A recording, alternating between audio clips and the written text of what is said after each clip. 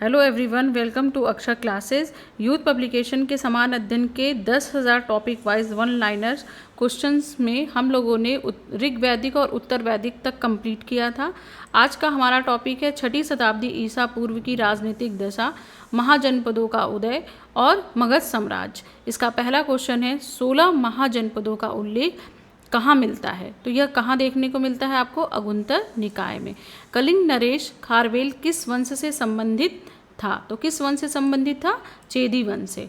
6ठी ईसा पूर्व का मत्स्य महाजनपद स्थित है। कहाँ पे स्थित है ये? राजस्थान में। किस प्राचीन नगर के अवशेष कुम्हार स्थल से प्राप्त हुए हैं? तो किससे प्राप्त हुए हैं? पाटलिपुत्र से। मालवा क्षेत्र पर मगध की सत्ता का विस्तार किसके शासनकाल में हुआ था? तो किसके शासनकाल में हुआ था? आपका शिशुनाग के। मगध का वह शासक जिसने राज्यारोहण के लिए अपने पिता की हत्या की एवं स्वयं ही इसी कारण अपने पुत्र के द्वारा मारा गया, वह कौन था? अजात शत्रु। मगध का वह सम्राट जिसने अपरो परशुराम नाम के नाम से जाना जाता है, वो कौन है? वो है महापदानंद। प्राचीन श्रावस्ती का नगर विन्यास की आकृति क्या थी? कैसी आकृति की थी? आपकी अर्धचंद्राकार थी। 6ठी शताब्दी ईसा पूर्व सुक्तिमती की राजधानी क्या थी? चेदी। और कलिंग नरेश खारवेल किस वंश से संबंधित थे? चेदी वंश से ही संबंधित थे। अभिलिखित साक्ष्य से प्रकट होता है कि नंद राजा के आदेश से एक नहर खोदी गई थी। वह कहाँ खोदी गई थी? वह कलिंग में खोदी गई थी। उदयन वासवदत्ता की दंत कथा संबंधित है। कहाँ से संबंधित है? आपकी कौशाम्बी से। चलिए नेक्स्ट टॉपिक क्या है आपका? धार्मिक आंदोलन। जैन धर्म के संस्थापक कौन है? जैन धर्म के संस्थापक किसे माना जाता है? ऋषभ देव को। महावीर स्वामी का जन्म स्थान कहाँ है? कुंडलपुर। महावीर स्वामी को ज्ञानोदय प्राप्त हुआ था, मतलब उनको कहाँ पर ज्ञान प्राप्त हुआ था? वो ऋजुपालिका नदी के तट पर। महावीर के प्रथम अनुयायी कौन बने थे? जमाली बने थे। त्रिरत्न सिद्धांत, सम्यक धारणा, सम्यक चरित्र, सम्यक ज्ञान किस धर्म की महिमा है? तो किस धर्म की महिमा है? आपकी जैन धर्म की। आजीवक संप्रदाय के संस्थापक कौन है? आजीवक संप्रदाय के संस्थापक आपके मखली गोसाल हैं। प्रारंभिक जैन साहित्य किस भाषा में लिखा गया था? तो किस भाषा में लिखा गया था? अर्ध मगधी भाषा में लिखा गया था। यापनीय एक संप्रदाय था। किसका संप्रदाय था? जैन धर्म का। तीर्थकर शब्द संबंधित है किससे? जैन धर्म से संबंधित है। वह जैन सभा जिसमें अंतिम रूप से श्वेतांबर आगमन का संपादन हुआ, वह कौन सी जैन सभा थी? वल्लभी। प्रभासरी गिरी जिसका तीर्थ स्थल वे है, किसका तीर्थ स्थल माना जाता है? ये जैन धर्म का। वह धर्म जो विश्व विनाशकारी प्रलय की धारणा से में विश्वास नहीं करता है, वह कौन सा धर्म है? वो जैन धर्म है। चलिए आगे के क्वेश्चंस किससे संबंधित है?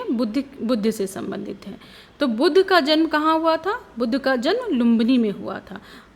बुद्ध की मृत्यु जहाँ हुई वह स्थान कहाँ पर है? वह स्थान है आपके उत्तर प्रदेश में। बुद्ध के जीवन की वह घटना जिसको महाविनिष्करण के रूप में जाना जाता है, उसे क्या कहते हैं? जब मतलब बुद्ध जी ने अपना घर त्याग किया था, तो उस घटना को हम महाविनिष्करण के रूप में जाना जाता है। ठीक है।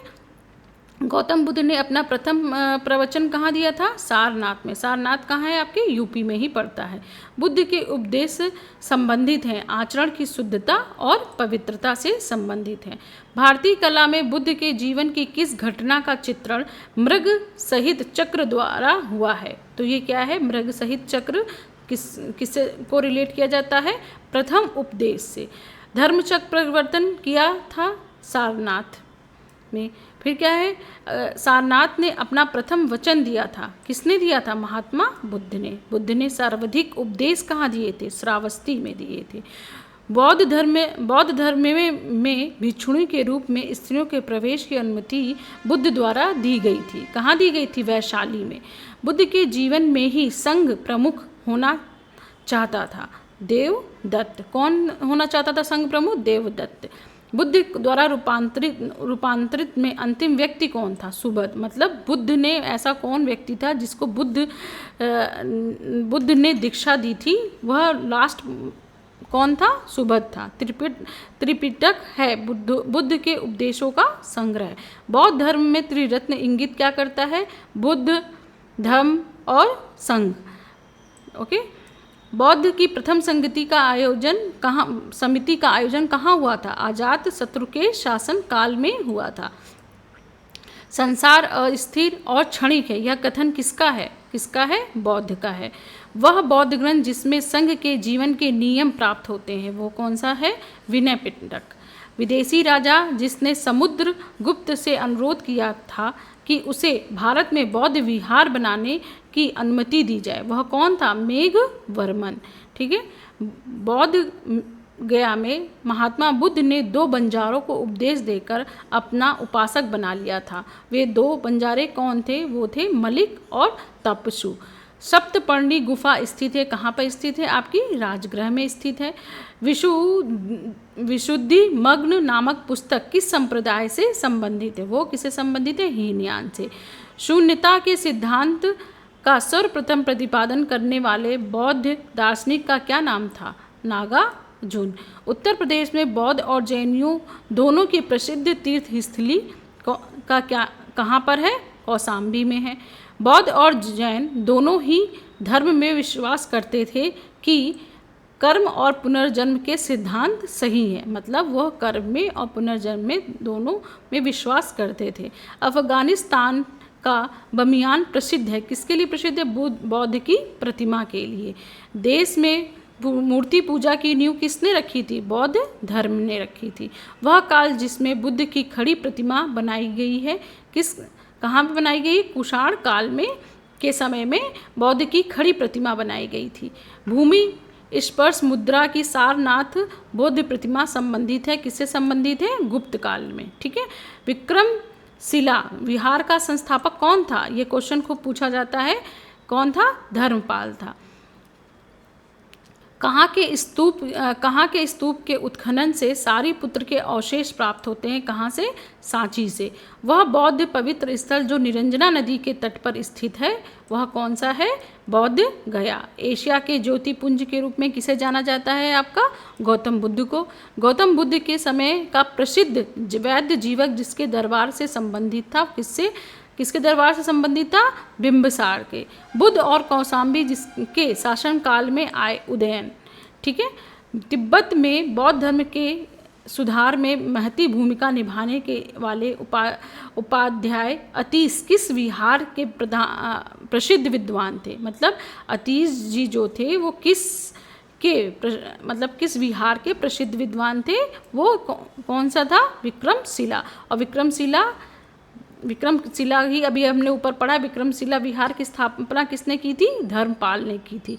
अर्धनारीश्वर मूर्ति में आधा शिव आधा पार्वती प्रतीक हैं, देव और उनकी शक्ति का योग। ओके। चलिए नेक्स्ट टॉपिक क्या है हमारा? भगवत संप्रदाय एवं ब्राह्मण धर्म। वह देवता जिसको कला में हल लिए प्रदर्शित किया गया है, वो कौन थे? बलराम जी थे। रामायण का वह कांड जिसमें राम और हनुमान की पहली भेंट का वर्णन मिलता है, तो वह कौन सा कांड है? किष्किंधा कांड। भगवत संप्रदाय में भक्ति रूपों की संख्या कितनी है? 9। कितनी है? 9। ये याद रखिएगा। तुम्हारा अधिकार कर्म पर है, फल की प्राप्ति पर नहीं। यह किस ग्रंथ से लिया गया है या किस ग्रंथ में कहा गया है? तो गीता में कहा गया है। मोक्ष के साधन के रूप में ज्ञान, कर्म और भक्ति को समान महत्व दिया गया है। किसमें दिया गया है? भगवत गीता में। भागवत धर्म में से संबंधित प्राचीन अभिलेख साक्ष्य कहाँ मिलता है? हेलियोडोरस के बेस नगर अभिलेख से मिलता है। कह रहा है भागवत धर्म से संबंधित प्राचीन अभिलेख साक्ष्य कहाँ से मिलते हैं? तो हेलियोडोरस का बेस नगर अभिलेख से मिलते हैं। आदि शंकराचार्य द्वारा स्थापित 4 मठ कौन से हैं? तो कौन से 4 मठ हैं हमारे? जोशीमठ, द्वारिका, पुरी और श्रृंगेरी। अभी रिसेंटली आप देखिएगा कि जोशीमठ क्यों न्यूज़ में था। नयनार थे, कौन थे? शैव धर्मानुयायी। कौन थे? शैव धर्मानुयायी। चलिए सुमेलित करते हैं। वल्लभाचार्य किससे संबंधित है? पुष्टि मार्ग से। रामानुज विशिष्ट दैत्व से। माधवाचार्य दैत्यवाद से। शंकराचार्य अदैत्यवाद से। कैसे और अगर याद करना होगा तो हम कैसे याद करें? वल्लभाचार्य, तो ब से क्या है? बल दिखाई दे रहा है, तो बल किससे संबंधित हो सकता है? पुष्टि मार्ग से, मतलब जो लोग पुष्ट होते हैं वही बहुत अधिक बलशाली होते हैं। रामानुज, राम जी तो थे ही अपने आप में विशिष्ट, तो हम इसको ऐसे याद कर लेंगे, रामानुज बहुत का क्या था? विशिष्ट दैत्य। माधवाचार्य दैत्यवाद, शंकराचार्य अदैत्यवाद। नेक्स्ट देखते हैं मौर्य साम्राज्य। पहला क्वेश्चन है इसका, प्रथम भारतीय साम्राज्य स्थापित किया था, किसने किया था? चंद्रगुप्त मौर्य ने। सेंड्रोकोटस, जिसे चंद्रगुप्त को ही सेंड्रोकोटस भी कहते हैं, और सिकंदर महान की भेंट का उल्लेख किसने किया है? जस्टिन ने। जल की आवश्यकता को ध्यान में रखते हुए जिस प्रथम शासक ने गिरनार क्षेत्र में एक झील का निर्माण करवाया था वह कौन था? वो चंद्रगुप्त मौर्य थे। अभिलेख जिसमें यह प्रमाणित होता है कि चंद्रगुप्त का प्रभाव पश्चिम भारत पर था, वह किस अभिलेख से पता चलता है? हमें रुद्रदामन के जूनागढ़ अभिलेख से पता चलता है।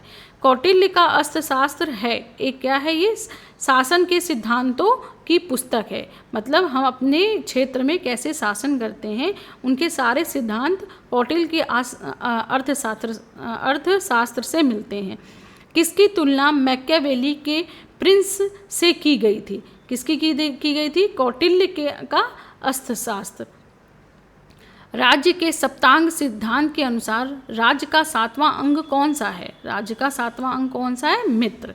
चाणक्य अपने बचपन में किस नाम से जाने जाते थे? तो किस नाम से जाने जाते थे? विष्णुगुप्त। अर्थशास्त्र के अनुसार सीता भूमि का अभिप्राय क्या है? सीता भूमि का अभिप्राय जनजातियों द्वारा जोती जाने वाली भूमि। उस टाइम भूमि को क्या कहा जाता था? सीता कहा जाता था। वे शासकों जिन्होंने गिरनार क्षेत्र में जल संसाधन व्यवस्था की ओर ध्यान दिया था वो कौन थे? चंद्रगुप्त मौर्य और अशोक। कौन से दो लोग थे? चंद्रगुप्त मौर्य और अशोक। ये क्वेश्चन ने ऊपर भी देखा है कि जल की आवश्यकता को ध्यान में रखते हुए जिस प्रथम शासक ने गिरनार क्षेत्र में एक झील का निर्माण करवाया था वह कौन था? चंद्रगुप्त मौर्य। वह राजा जिसके एक अभिलेख से सूचना मिलती है कि शाक्य मुनि बुद्ध का जन्म लुम्बिनी में हुआ था, वह कौन था? अशोक। अशोक के ही अभिलेख से पता चलता है कि शाक्य मुनि बुद्ध का जन्म लुम्बिनी में हुआ था। सारनाथ स्तंभ का निर्माण किया था, किसने किया था? अशोक ने किया था। अशोक द्वारा स्थापित सबसे सुरक्षित स्तंभ कौन सा है? तो सबसे सुरक्षित स्तंभ है आपका लौरिया नंदनगढ़। कौन सा है? लौरिया नंदनगढ़। अशोक का वह अभिलेख जो कनक मुनि बुद्ध के अस्तित्व को प्रमाणित करता है, क्या कह रहा है क्वेश्चन? अशोक का वह कौन सा अभिलेख है जो कनक मुनि बुद्ध के अस्तित्व को प्रमाणित करता है? वह कौन सा अभिलेख है? वह निगाली सागर स्तंभ लेख। कौन सा है? निगाली सागर स्तंभ लेख। गुर्जर लघु शिला लेख जिसमें अशोक का नामोल्लेख किया गया है स्थित है, वो कहाँ स्थित है? मध्य प्रदेश के दतिया जिले में स्थित है। अशोक के निम्न अभिलेखों में से पूर्ण रूपेण धार्मिक सहिष्णुता के प्रति समर्पित अभिलेख कौन सा है? समर्पित अभिलेख है शिलालेख 12। कौन सा है? शिलालेख 12। ब्राह्मी लिपि को सर्वप्रथम किसने पढ़ा था? जेम्स प्रिंसेप ने पढ़ा था। वह स्थान जहाँ पर प्राक अशोक ब्राह्मणी लिपि का पता चलता है वो कहाँ से पता चला? अनुराधापुर से। कहाँ से पता चला? आपका अनुराधापुर से। पत्थर पर प्राचीन शिलालेख किस भाषा में है? किस भाषा में है? आपकी प्राकृतिक भाषा में है। आप अपने साम्राज्य के उत्तर पश्चिम में उत्तीर्ण राजाओं के लिए अशोक ने लिपियों को प्रयोग किया था। क्या कह रहा है? अपने साम्राज्य के उत्तर पश्चिम भाग में उत्कीर्ण राजाओं के लिए अशोक ने लिपियों का उपयोग किया था। किस लिपि का उपयोग किया था? अरामाई, ग्रीक और खरोष्टी लिपि का। ठीक है, अरामाई, ग्रीक और खरोष्टी लिपि का। इलाहाबाद में अशोक स्तंभ किस शासक के बारे में सूचना देते हैं? किस शासक के बारे में सूचना दे रहे हैं? आपका समुद्रगुप्त के। फहियान भारत कब आया था? तो फहियान आया था 399 AD में आया था। कब आया था? 399 AD में आया था। कलिंग युद्ध के विवरण हमें ज्ञात होता है 13वें अभिलेख से। मौर्य मंत्रिपरिषद में राज्य इकट्ठा करने से संबंधित था समाहर्ता, मतलब मौर्य मंत्रिपरिषद में जो राजस्व को इकट्ठा करते थे उनको क्या कहा जाता था? समाहर्ता कहा जाता था। अशोक के समकालीन तुर्मै कहाँ का राजा था? अशोक के ही समकालीन तुर्मै कहाँ का राजा था? ये मिस्र का राजा था। मकदूनिया में अशोक के समकालीन राजा कौन था? तो वो था एंटीगोन गोनटास। कौन था? एंटीगोन गोनटास। अगर आपसे पूछ लेगा कि उस टाइम मकदूनिया का कौन सा शासक था, तो वो था एंटीगोन गोनटास। टॉलेमी फिलाडेल्फ जिसके साथ अशोक के राजनयिक संबंध थे, वह कहाँ से संबंधित था? वो कहाँ से संबंधित था? मिस्र से संबंधित था। और तुर्मै कहाँ का राजा था? वो भी मिस्र का ही राजा था। एक इतिहासकार के अनुसार शिलालेखों में अशोक ने जिस धर्म का प्रतिपादन किया वह वस्तुतः राजधर्म था। वह वस्तुतः क्या था? राजधर्म था। वह इतिहासकार कौन था? वो था फ्लीट। फ्लीट ने ये बताया कि अशोक ने जिस धर्म का प्रतिपादन किया वह वस्तुतः राजधर्म था। ठीक है। आधुनिक देवनागरी लिपि का प्राचीन रूप क्या है? तो प्राचीन रूप क्या है? ब्राह्मी। मतलब आज के समय में जो भी हम चीज़ें लिखते हैं या बोल रहे हैं, तो वो उसका प्राचीनतम रूप क्या था? वो क्या? ब्राह्मी लिपि थी। किसने सहिष्णुता, उदारता, करुणा के त्रिविध आधार पर राजधर्म की स्थापना की थी? तो किसने की थी? आपकी अशोक ने की थी। ब्राह्मणी लिपि पर प्रथम उद्वाचन किस पर उत्कीर्ण अक्षरों से किया था? तो स्तंभों पर। सांची का एक क्वेश्चन छूट गया आपका। सांची का स्तूप बनवाया था, किसने बनवाया था? आपका अशोक ने। बुलंदी बाग प्राचीन स्थान है, कहाँ का है? पाटलिपुत्र का है। ठीक है। नेक्स्ट क्वेश्चन देखते हैं। मौर्य काल में तक्षशिला के प्रसिद्ध शिक्षा केंद्र के द्वार किन वर्णों के लिए खुले थे? तो किन वर्णों के लिए खुले थे? आपके ब्राह्मणों के लिए खुले थे, क्षत्रियों के लिए खुले थे और वैश्यों के लिए खुले थे।